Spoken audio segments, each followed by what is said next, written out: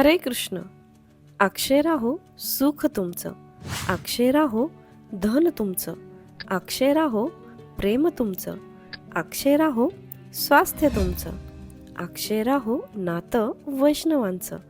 अक्षय तृतीयाच्या आपणास आणि आपल्या संपूर्ण परिवारास हार्दिक हार्दिक शुभेच्छा. अक्षय म्हणजे ज्याचा कधीही क्षय होत नाही. अक्षय तृतीया वैशाख महिन्याच्या शुक्ल पक्षाच्या तृतीयेच्या दिवशी साजरी होते. असं मानलं जातं या दिवशी केलेलं कोणतंही कार्य ज्याचा क्षय कधीही होत नाही. अक्षय तृतीयेला 3.5 मुहूर्तापैकी एक मानलं जातं. अक्षय तृतीयेचं महात्म्य आजच्या व्हिडिओतून आपण पाहूयातच. चंदन यात्राची सुरुवात याच दिवसापासून होत असते. 22 मार्चपासून दिवस मोठा आणि रात्र लहान होते. तापमान वाढलेलं असतं म्हणून भगवंतांना चंदन लावलं जातं. ही चंदन यात्रा आजपासून म्हणजेच अक्षय तृतीयेपासून 21 दिवस साजरी केली जाते. या दिवशी गंगा मातेने पृथ्वीवर प्रथम स्पर्श केला. पांडवांना सूर्यदेवाकडून अक्षय पात्र याच दिवशी मिळालं. भगवान विष्णूंचे 6वे अवतार भगवान परशुराम याच दिवशी प्रकट झाले.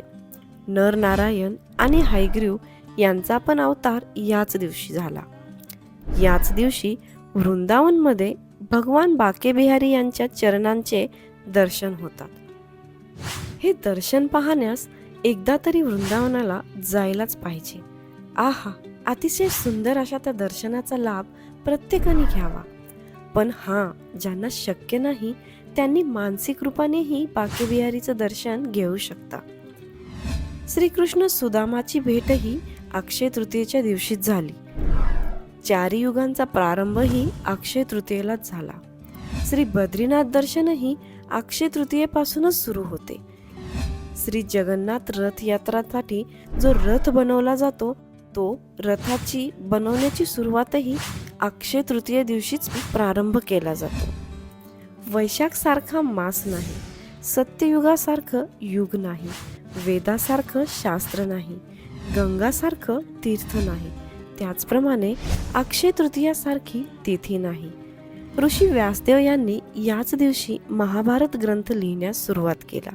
याच ग्रंथात भगवान श्रीकृष्णांनी कुरुक्षेत्रावर अर्जुनाला श्रीमद भगवद्गीता सांगितली. हीच भगवद्गीता आपल्याला जगायचं कसं हेही शिकवते. धन्य ते वैदिक ग्रंथ जे आपल्याला आपली संस्कृती विसरू देत नाहीत. म्हणूनच धन्य हे आध्यात्मिक ग्रंथ, धन्य ही भारतभूमी आणि धन्य ही आपली संस्कृती. या चॅनलवर नवीन असाल तर व्हिडिओला लाईक करा, शेअर करा आणि चॅनलला सबस्क्राईब नक्की करा. हरे कृष्ण.